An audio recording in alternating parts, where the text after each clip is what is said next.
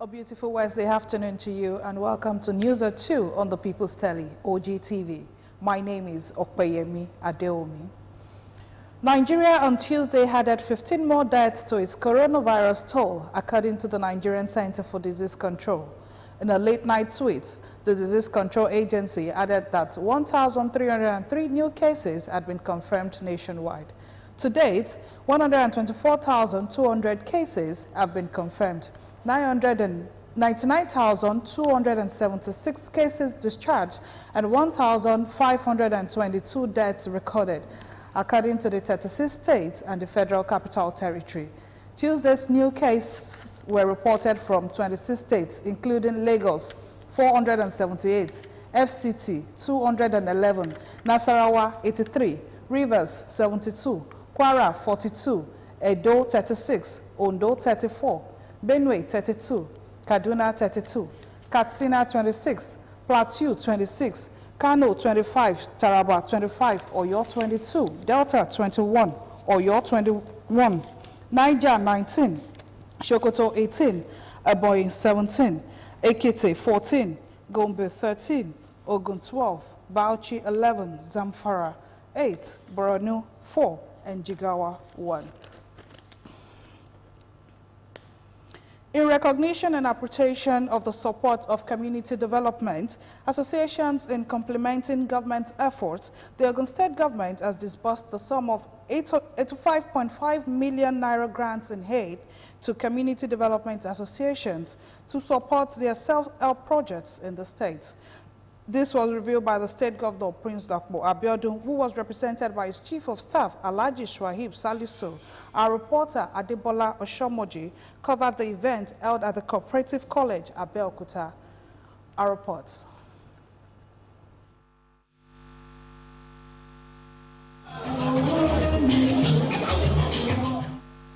These community development association leaders have embarked on various self-help projects which have made life more meaningful for the people.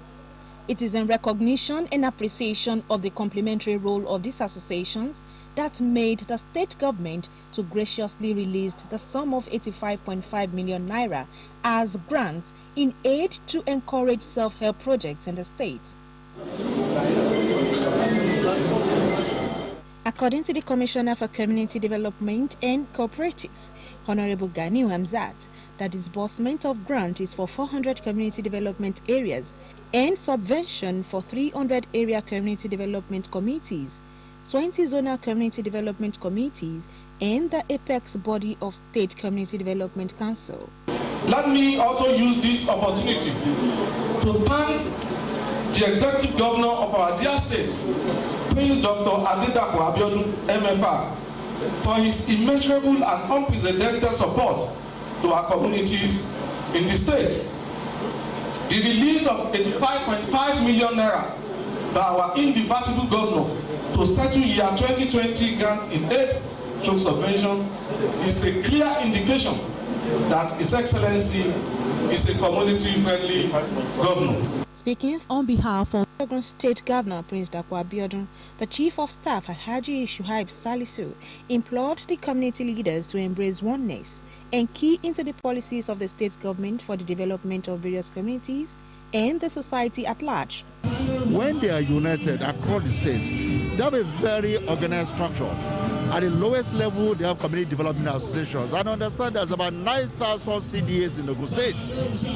When you group these CDAs together, then they become area CDCs. When you further group the area CDC, they become the zonal CDC at the local government level. And when you group the zonal cities and local government level, they become senatorial CDC. And therefore, at the apex level, they must also find a way of addressing whatever challenges that they have so that they come together as a one strong, united apex body that can provide leadership and motivate the structure below them and also interface more effectively with the government in the agenda of building our state, our future. At the event, the community leaders appreciated the state government for the gesture and pledged their full support in the development of the state. Adebola Oshomuji, OGTV News. The Ogun State government has distributed food palliatives to pensioners across the 20 local government areas of the state as part of measures to further cushion the effects of COVID-19 pandemic in the state. The Commissioner for Special Duties and Intergovernmental Affairs, Mr. Femi Ogubanwo, disclosed this while speaking in his office at Okemoson, Abeokuta, saying the distribution would further ease the plight of the pensioners and improve their standard of living that had been negatively affected by the pandemic.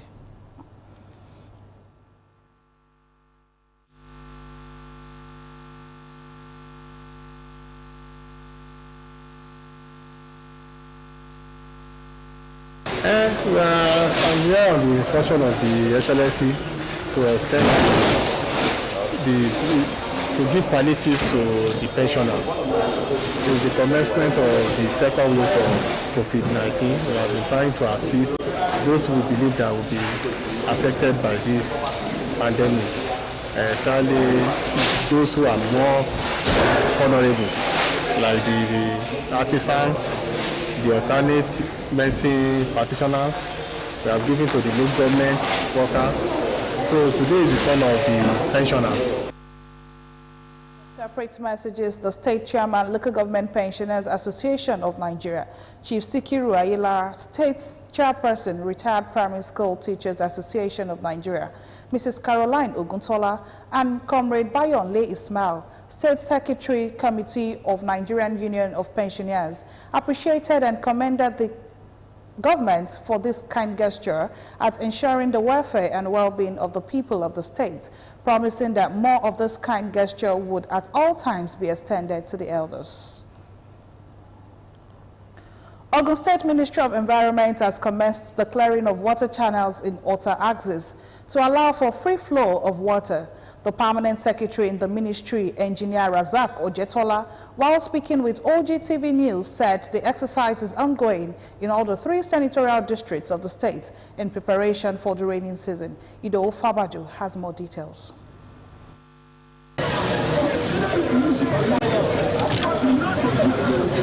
This is Ojuore in Ota, in Nadodota, local government area of Ogun State, where the residents complained of flood during the rainy season.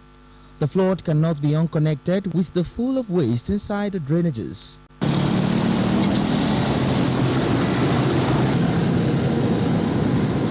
The Ministry of Environment, in its proactiveness, has begun the clearing of drainages in the area to allow for free flow of water.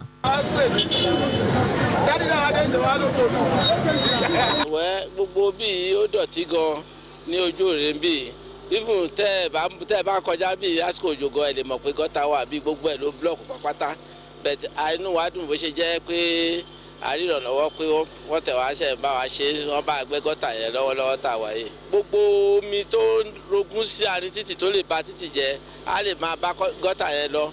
It's terrible during the time of rainy season. If rain fall, we cannot.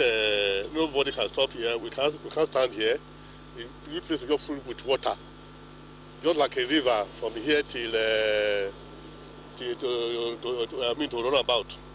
Where the work we are doing here now is very nice. It's very good. We have done Agowoli, Shagamu, Odelemo, Ijebu-Igbo, Obagbadibo Road, and Obasanjo Top here, Ilaro, and a lot of work has been done in the clearing of waterways within Abeokuta and the Ogun Central here. So presently now we are at Sangwater. We are doing as a continuous work. We are preparing for the oncoming rainy season. The permanent secretary in the ministry, Engineer Razak Ojetola, called on individuals to dispose their waste appropriately in order to achieve a clean environment. To ensure that they maintain cleanliness and not put their waste in the drainage system. They should try as much as possible to drop their waste in the designated location where the Ogoma people provided for them. He urged residents to follow the COVID-19 protocols to beat the second wave of the pandemic. Ido Fabaju, OGTV News. Ogun State House of Assembly Committee on Works and Infrastructure has commenced an assessment tour on roads construction across the 3 senatorial districts of the state, expressing satisfaction in the level of construction carried out so far on the various sites. Honorable Fasua, who led other members, made the remarks in an interview shortly after conducting an on-the-spot assessment to Ogun East Senatorial District. Correspondent Kolawole Osho report is presented in this package. Embarking on an on-the-spot assessment tour to the senatorial districts in Ogun State, House Committee on Works and Infrastructure, chaired by Honorable Abayomi Fasua, to ascertain the level of completion of ongoing road projects in the state. The lawmakers who lauded the strides of the present administration, led by Prince Dapo Abiodun, as a result of its renewed commitment to infrastructure development, especially roads construction to aid smooth human and vehicular movement, disclosed that the quality of job done by the contractors was an affirmation of their competence and capability to deliver quality roads. Yeah, we've been able to move around, at least we've been able to move around like 10 road projects across the central east, and possibly tomorrow we'll just touch one. So we've seen that this administration is working, and we've seen that most of the contractors we visited their site, they have the wherewithal to execute a very good job on all the projects that we visited. So we want to thank His Excellency Dr. Dapo Abiodun for the developmental stride that he's doing. Other roads visited in Ogun East Senatorial District are Ijebu-Ode Ekpe Road, Ejiri, Imowo, Eleron Road, reconstruction of Igon, Imere Junction, Inagowe, and Ilisho Market Road in Ikene, amongst others. The committee had earlier inspected some roads in Ogun Central Senatorial District, including Elite, Okelanturu Road, Masheke, Adigbe. The committee expressed optimism that the project will be delivered within stipulated time by the contractors. A 2-day retreat has been held for the board and management team of Ogun State Housing Corporation to sharpen their skills and prepare them ahead for the actualization of the vision of the government in housing delivery for 2021. The retreat by Odua Learning and Development Center was declared open by the Ogun State Governor, Prince Dapo Abiodun, represented by the Commissioner for Housing, Jagumolu Jamiu Omoniyi, who encouraged the participants to use the retreats to engender ideas and strategies that will help in delivering on the huge task ahead in the new year. Matthew Shoumi completes the reports. Over the years, Ogun State Housing Corporation has been meeting the housing needs of both the low and middle income earners through the implementation of different housing projects and helping to achieve the mission of the government. The purpose of this 2-day board induction and retreat by Odua Learning and Development Center for the management team and board of the corporation is to further enhance the capacity of the participants to achieve the vision of the government and sharpen their skills. Expected that after the 2-day orientation and strategic session, we should have a very robust affordable housing delivery policy and a more dedicated workforce and a more rejuvenated team to take the government housing delivery to the best position that it ought to be. Chairman of Ogun State Housing Corporation Board, Chief Yemi Shanusi, said the retreat will go a long way in preparing the participants for the task ahead in offering the needed support for the vision of the government. I want everybody to review again where it's lacking and where you can adjust and make sure they cooperate and achieve the goal of the housing corporation. General Manager of Ogun State Housing Corporation, Estate Surveyor and Valuer Wale Edu, said the retreat is coming at a good time as the corporation puts strategies in place to achieve the vision of the government. The General Manager urged participants to make good use of the opportunity to equip themselves with the necessary skills to perform better. Most of the time people know where they are going. They know where they are coming from. But the vehicle to take them to where they are going is majorly the issue. So these 2 days, of course, is a strategic sessions that we are seeing.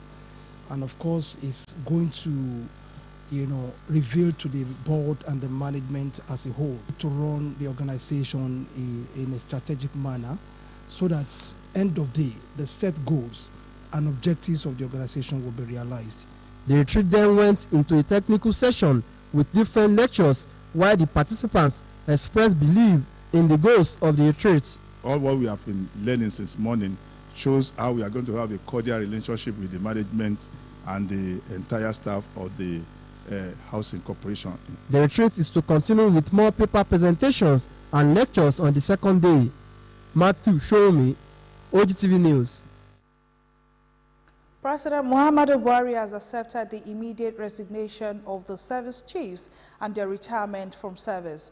Those involved are the Chief of Defense Staff, General Abayomi Olonishakin, Chief of Army Staff, Lieutenant General Tukur Buratai, Chief of Naval Staff, Vice Admiral Ibok Ekwe Ibas, and Chief of the Air Staff, Air Marshal Sadiq Abubakar. A statement by the presidential spokesperson, Femi Adesina, has it that President Buhari has approved the appointment of new service chiefs. They are Major General Leo Irabo, Chief of Defense Staff, Major General Atairu, Chief of Army Staff, Rear Admiral A.Z. Gambo, Chief of Naval Staff, and Air Vice Marshal Isiaka Oladayo Amao, Chief of the Air Staff. The President congratulated the new service chiefs and urged them to be loyal and dedicated in their discharge of their responsibilities. The Federal Ministry of Finance, Budget and National Planning, as well as the Federal Island Revenue Service, have been directed to commence immediate remittance of funds approved by law to the National Agency for Science and Engineering Infrastructure, NASENI. President Muhammadu Buhari, who gave the directive, insists that NASENI must be provided with adequate financial, human and material resources towards executing its mandate and realizing its full potential. The President said this at the meeting of the agency's governing board with its chairman.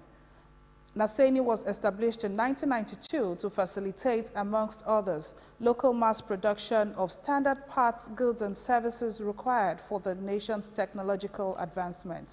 Presiding over the meeting of the governing board for the first time since reconstitution in 2018, President Muhammadu Buhari described NASENI as not only critical to Nigeria's industrial development and creation of 10 million jobs, but also the realization of the economic recovery and growth plan, as well as the post-COVID-19 sustainability plan. It is only deliberate deployment of engineering, science, technology and innovation, using technology domestication and reverse engineering of capital goods, making them available in Nigeria, that can fast-track realization of our collective will to build capacity and reduce poverty among our teeming populace. It is my desire that the Governing Council will reposition NASENI for the realization of its mandate as envisioned by its founders. The COVID-19 pandemic in particular, the President said, has posed the technology and innovation drive between Nigeria and the developed world, which NASENI is strategically positioned and poised to fill. Must be empowered and be given the autonomy and independence to forge international partnerships to acquire the relevant technologies for socio-economic and industrial advancement of the country. I hereby direct the Honorable Minister of Finance, Budget and National Planning to conclude negotiation and acceptance of 85% funding source for establishment of solar cells production, high voltage testing laboratory and transformer in collaboration with China Great Wall Industrial Corporation. No government has ever. The Executive Vice Chairman of NASENI would describe the presidential directive as significant in fast-tracking Nigeria's industrial development. Also appreciated the President for his commitment to the production of solar cells in Nigeria. Nigeria is the most populous country in Africa, with one of the largest population of youth in the world. Therefore, there is need for leaders to do all that is necessary by building youth capacity and create enabling environments for youth participation in politics in order for them to contribute their quota for the social-economic development of the country. This was a submission of some Nigerians who spoke with our reporter Yusuf Ganiu on youth involvement in Nigerian politics. This reports. The youth constitute critical element in societal development, and whatever the human and material resources endowments of any geopolitical entity, no serious government should neglect or overlook the youth, who indeed are the foundation for the future. For a long period in Nigeria, the youth suffered neglect, marginalization, discrimination, and even prosecution. According to some Nigerians, despite the economic and political challenges, Nigerian youths need to stand their ground and look inward for better opportunity to improve the nation's economy. The youths, must embark on serious advocacy that we have the potentials. We only need to be given the opportunity to serve. And then they have to not just fold in their hands, they have to go out and begin to enlighten people, particularly the populace, the electorate, that we are capable of doing it.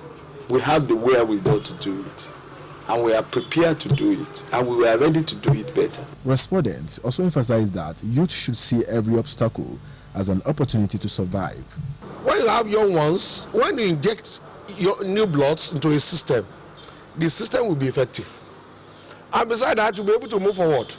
And apart from that, they are very current, they know what is ongoing, which will allow them to come into this system. Though they need to be guided, but by the time we inject, gradually we do it in form of gradual handing over.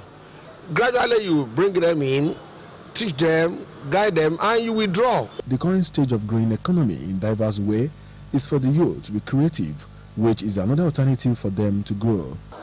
Development in Nigeria is going at a retrogressive direction. We are not progressing. So we are not progressing, and if that is the case, youth supposed to be, by the time you look at the population of youth in Nigeria, they are more than the older generation. So they must take into cognizance that for Nigeria to develop, you must have what is known as tolerance. You must also have human capacity development. They added that special attention should be paid to develop and disseminate approaches that promote flexibility in training system, especially for youth development in politics and other sectors of the nation's economy. Yusuf Ganiyu, OGTV News. U.S. President Joe Biden has warned Russia leader Vladimir Putin about election meddling in their first call as counterparts, the White House has said. The conversation included a discussion about the ongoing opposition protest in Russia and an extension of the last remaining U.S.-Russia nuclear arms parts. Mr. Putin congratulated the new U.S. president on winning the election, according to a Russia statement. Both parties said they agreed to maintain contact moving forward. Former U.S. President Donald Trump sometimes undercuts his own administration through posture on Russia and was accused by some of being too differential to Mr. Putin. The Tokyo Olympics will top the agenda when the International Olympics Committee Executive Board meets today. But with the board firmly backing the event, any talk of scrapping it altogether due to the COVID-19 pandemic is highly unlikely. With less than 6 months to go until the troubled games are due to start, the board will instead tackle questions over the vaccination of athletes, international visitors, and the attendance of spectators, and safety regulations, among other matters. The Olympic body, which will meet remotely, nevertheless, find itself in a similar situation to March last year, when it was forced to postpone the games by 12 months as the COVID-19 pandemic shut down sports worldwide. Japanese Prime Minister Yoshihide Suga is sticking to his government's commitment to host the game, with officials last week dismissing a report in the Britain's Time newspaper that Tokyo has abandoned hope of holding the event this year. Opinion polls in Japan showed the public is strongly against staging the game amid the pandemic. However, the IOC insists there is no plan B for Tokyo. To round the 2 p.m. news, peace cannot be kept by force. It can only be achieved by understanding. You can now watch us live on this platform, Apple, Roku, Facebook, and Android devices. You can also watch us live on OGTV website, www.ogtv.com.ng/live. Many thanks for joining us on the 2 p.m. news. Good afternoon.